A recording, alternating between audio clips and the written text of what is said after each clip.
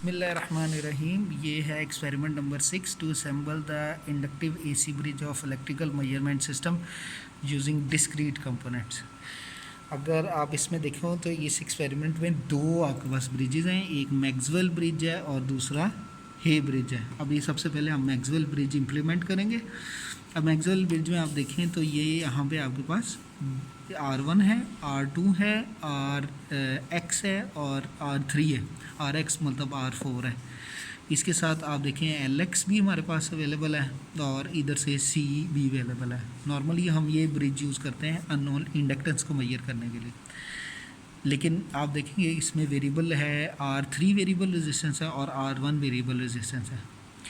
अब जो डिटेक्टर वाले पोजीशन है इसमें हम बेसिकली लगा रहे हैं ऑसिलोस्कोप और जो दूसरे एंड पे जो कनेक्टिविटी हो रही है वो फंक्शन जनरेटर से हो रही है। सही है ना। अब मैथमेटिकल फार्मूलाज की तरफ जाएं तो ये बेसिक मैथमेटिकल फार्मूलाज हैं जिसकी बेस पे आप अननोन रेजिस्टेंस RX कैलकुलेट करते और LX कैलकुलेट करते।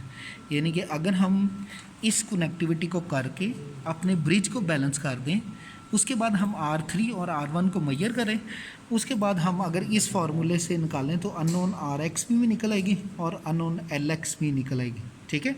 अब हम कनेक्टिविटी की तरफ जाते हैं। तो ये हमारे पास कनेक्टिविटी हुई है। आप देखें ये 1 2 3 4 ये 4 रेजिस्टेंस लगी हुई है। एक रेजिस्टेंस के साथ पैरेलल में कैपेसिटर लगा हुआ है और एक रेजिस्टेंस के सीरीज़ में इंडक्टर लगा हुआ है। ठीक है। हमने एक कनेक्टिविटी यानी कि एक साइड पे जो डिटेक्टर लगाना था, जो आप सर्किट में देखें जो डिटेक्टर लगाना था वो हमने फंक्शन जनरेटर लगा दिया, यहाँ से फंक्शन जनरेटर लगा दिया। और जो हमने सप्लाई लगानी थी वो हमने यहाँ से उल्टा कर दिया। जो डिटेक्टर लगाना था वो यहाँ से ऑसिलोस्कोप लगा दिया और जो सप्लाई लगानी थी वो यहाँ से फंक्शन जनरेटर लगा दी।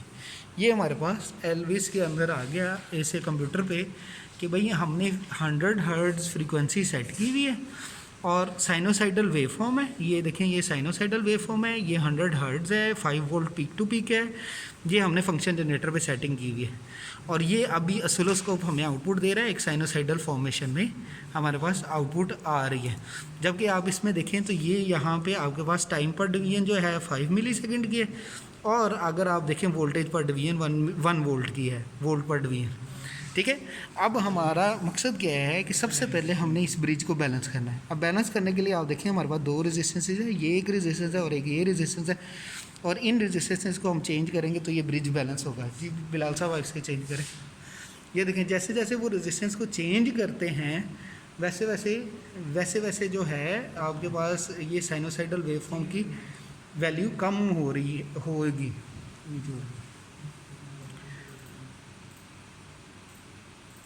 ये देखें ये बिल्कुल कम, आहिस्ता आहिस्ता करें ना। ये देखें ये आहिस्ता आहिस्ता कम होते होते होते होते लो जी ये बैलेंस हो गया। अब ये बैलेंस हो गया तो बैलेंस होने का मतलब ये है कि अगर हम इन 4 रेजिस्टेंसेस की वैल्यूज़ को मेजर कर लें तो हमें एग्जैक्टली अननोन रेजिस्टेंस इंडक्टर की अननोन इंडक्टेंस भी मेजर हो जाएगी और अननोन रेजिस्टेंस भी मेजर हो जाएगी। ये जो 2 पैरामीटर्स हमने इधर कैलकुलेट करने हैं वो हमें कैलकुलेट हो जाएंगे। तो अब अगर आप इस टेबल को देखें तो ये आपके पास टेबल है, ये हमारे पास फील्ड मैनुअल है। यहाँ पे आप जाएं तो ये हमारे पास है। देखें आपने LX सही है, LX आ गई, फिर उसके बाद R1 आ गई, फिर R2 आ गई, फिर R3 आ गई, फिर C1 आ गई और फिर अननोन रेजिस्टेंस कैलकुलेटेड। एक गिवन वैल्यू जो मेजर्ड वैल्यू है और एक कैलकुलेटेड वैल्यू है। फिर दोनों वैल्यूज़ के अंदर एंड पे आपने परसेंटेज एरर निकाल लेना। तो इस तरह आपका ये टेबल कंप्लीट हो जाएगा। थैंक यू जी, जज़ाकल्लाह।